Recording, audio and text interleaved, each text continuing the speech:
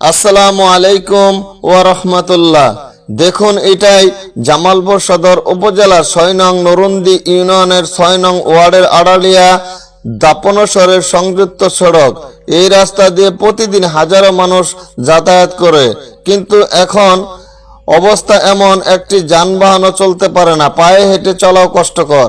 প্রতিটি ধাপে কাদা, গর্ত আর কর্দমাক্ত অবস্থা, মানুষ চরম দুর্ভোগে আছে।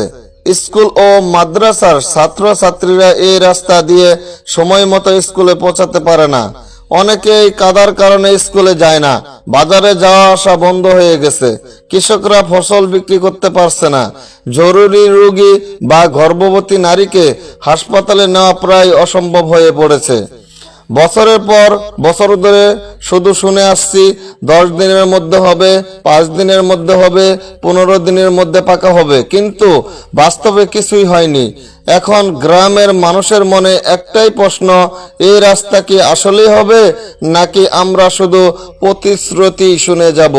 তাই আজ আমরা এই ভিডিওর মাধ্যমে স্থায়ী সরকার, প্রকৌশল অধিদপ্তর, এলজিইডি, জামালপুর সদর উপজেলা নির্বাহী কর্মকর্তা, ইউনো এবং জামালপুর জেলা প্রশাসক ডিসি মহোদয়ের কাছে সরাসরি আবেদন করছি, দয়া করে আর অবহেলা করবেন না।